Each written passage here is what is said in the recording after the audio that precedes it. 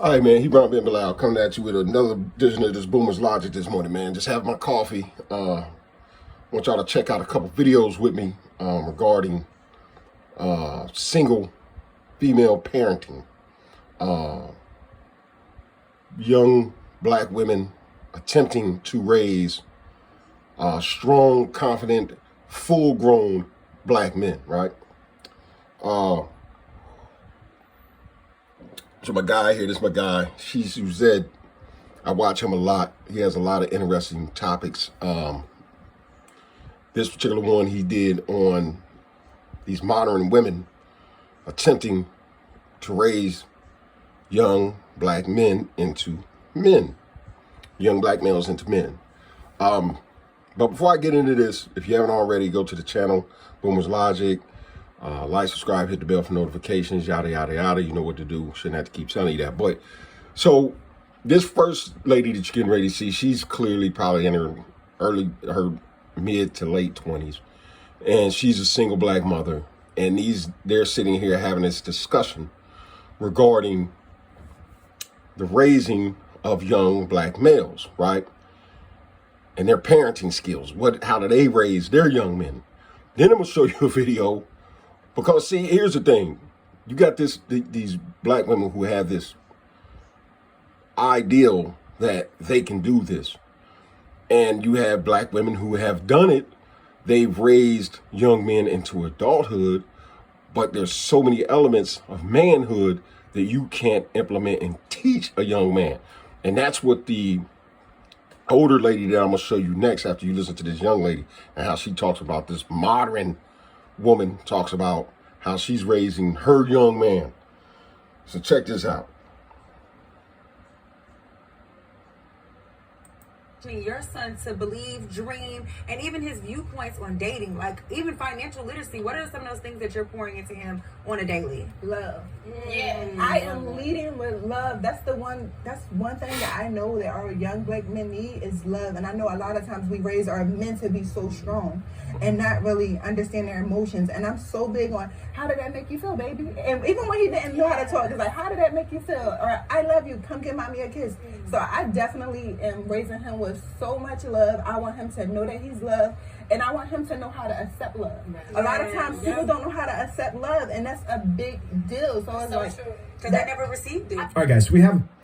Okay, so here's the problem with what she said. First thing, we raise our men to just be so strong. So, okay, ain't that what you want? A strong man. So you don't want your son to be strong. You just want him to be loved and nurtured. You're going to raise a weak man. He's going to be weak. This is what he's going to be. He's going to lack confidence. He's going to be weak. He's going to be up underneath you. And he's always going to need you. And see, this is the concept. You hear when she said, I raised him with love. They all say, like she said something just so passionate and powerful. See, this is why you have these young men who are just so weak nowadays, because you had these women who raised them and all they care about is their feelings. How did that make you feel, baby? How did that make you feel? See, I'm explaining something to you. When a man hits a boy and then say, you better not cry, do you know what that man is saying to that boy? He's not telling him you better not cry. He's telling him to have control over his emotional state. When he says you better not cry, he's not literally telling him not to cry. But yeah, I'm telling you not to cry. Because men don't cry. This is what they say. And it's the truth. Men have control over their emotional states. But women want to snatch this masculinity out of them and swap it out with this femininity. Get in touch with your emotions. How did that make you feel? Man, I don't care. Men don't, listen, the world don't care about how men, black men in general, feel about anything. The world is going to come at them fast and hard. It doesn't care about your feelings and emotions. And this is where you women are failing your men. This is where you're failing your children. And you're trying to turn them into sniveling simps. And this is what you're doing. And then you sit online and talk about how weak men, where's all those strong, confident black men at? This is, you're raising, this is what it's because your generation before you are raising sniveling, cowardly suckers. Period. So now let's take a look at this sister here and her take on, because see, the girl we just watched, she's in the midst of raising her son, right? This woman here is getting ready to explain to you, because she's older. She's getting ready to explain to you the after effects of raising your child this way. Now check her out. Excuse me, gotta go through this. Always. I just want to add my 2 cents as the black mother of a black son. Okay. I just want to say, number one, she's absolutely correct. I'm not trying to discredit anything she's saying. I just want to add to the conversation. So, number one, the one thing I want to say is that one of the reasons this happens is because I know for me personally, definitely I believe that, number one, that my son's father was supposed to be there and want him more because he was a male child and it was his first male child. So that was my own internalized sexism or patriarchy or whatever you want to call it. And so there was this great sense of guilt. So I'm gonna stop her right there. First thing she's doing is identifying where she went astray. Where she went astray. She, all this old patriarchy BS, and she's saying, look, yeah, I fell for that BS. He should have been there, but I fell for this BS. I definitely know I overcompensated. I did everything for my son for a very long time. Even like up until he left my house. Just last year at the age of 24, he lived in my house with his partner, his baby. A lot of black girls cannot say that I was a single mom. I was not in my mother's house when I was pregnant, when I had my son. Already had my own place, and that's the normalization. We force our daughters. We actually don't raise our daughters. I didn't have daughters, but I've watched my sister raise daughters, and I've watched her harm, and it's a lot of harm that was that we received as children. So she's repeating that. And it's interesting. Me and my sister have had a lot of arguments about how I'm supposed to treat my son, and they've all been contrary to how she actually treats her daughters. She put her daughter out at 17. She won't admit it now, but she absolutely did. Asked me to come get her. And but when my son was 19 years old, I remember wanting him to leave my house and her being like, you're dead wrong, you're supposed to keep him, you're supposed to go the distance. And he was like f***ing up my life. Like, now I'm gonna pause it right there. You see how it is with the male versus the female? Remember I read you the Willie Lynch letter, how the woman is going to go above and beyond shielding the man from all harm. She's going to be the shield for him. The Willie Lynch letter talks about this. It talked about this. This is the processing that we went through. And it's the cycle. And I love the way she pointed out that she put her daughter out at 17, but when she wanted to put her son out at 19, the sister was like, oh, you dead wrong. See, it's once again goes back to what I said before. You black women are raising these boys to be your boyfriend. This is why the aunt was saying, no, don't put him out, because this is supposed to be your man. This is how you're raising him. Listen how she says she's raising him. She did everything for him. She, cooked, cleaned for him, drove him around, gave him money. All he had to do was put his feet up. And I want you to really hear something that she's getting ready to say. It's really, really important.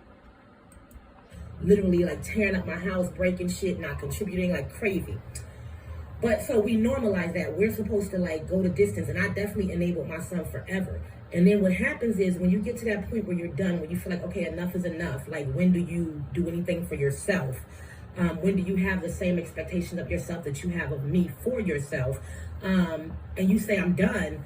They retaliate, and it's unbelievable.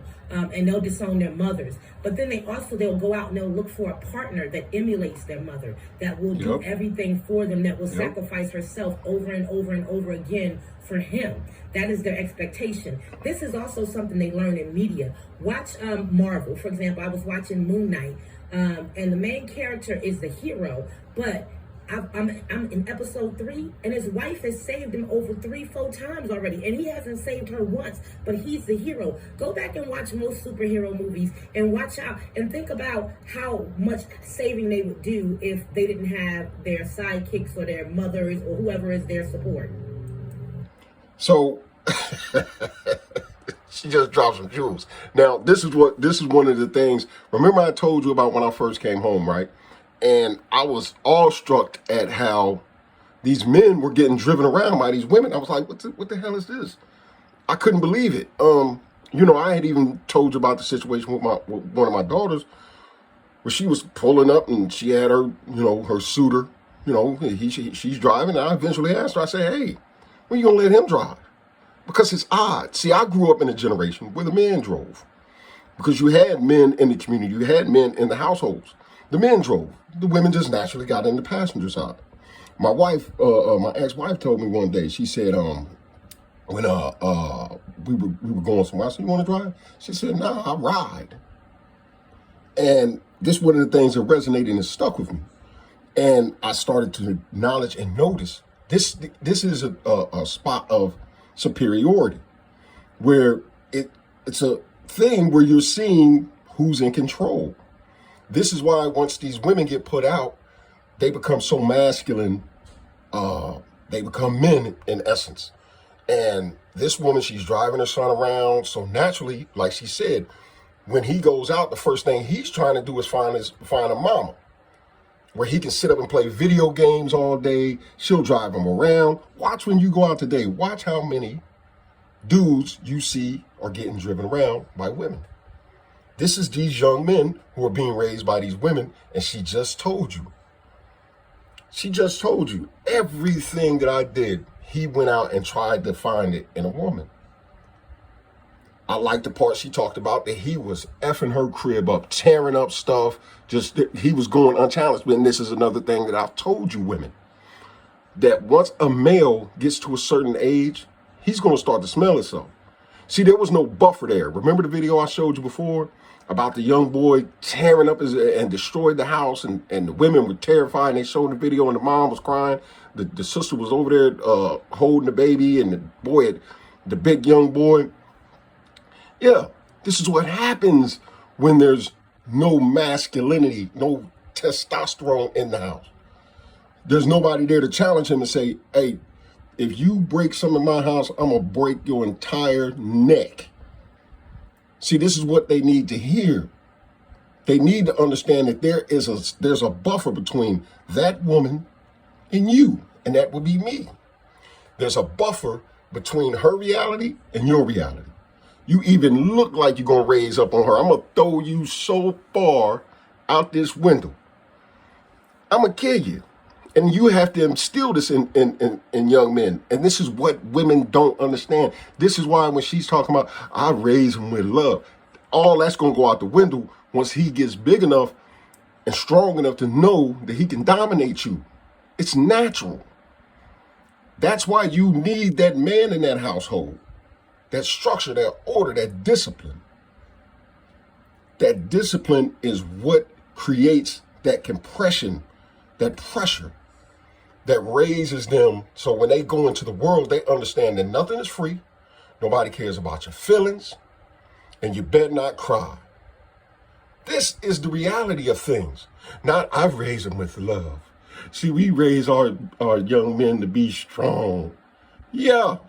Because the world will eat them alive. This is why millennials cry so much. This is why Gen Xers cry so much. This is why nothing gets done anymore. This is why you got so many job openings. This is why. This is reality of this country. This is why you got people going on social media saying this reckless stuff the way that they do. Because they never had a man in their life to say, hey, listen, let me tell you something. If I see another TikTok or post where you doing something, man, matter of fact, give me that phone. You ain't never getting back on social media. And if I catch you on social media, I'm going to kill you. This is the reality. And she just laid it out for you, man. She just said it. Man, it was this guilt thing that I felt. Pretty much because I kept the man out of the equation, that patriarchy away from my son. And she's telling you the ultimate end. She's telling us, see, she wasn't talking to the girl that I just shot on the other video. But this is my message to her. Listen to her. She's telling you what the ultimate end is. And a lot of you women, young, modern women need to hear this. This is the ultimate end. She's telling you. You're raising a dude who don't want to do nothing. Because you're taking care of him, you're calling him. How did that make you feel? While I asked you, how did this video make you feel? Hey, man, just wanted to drop this jewel on y'all this morning, man. I'm about to get up, get to moving around, cut my son's hair, do some things around the house. Love y'all, and I'll see y'all in the next one.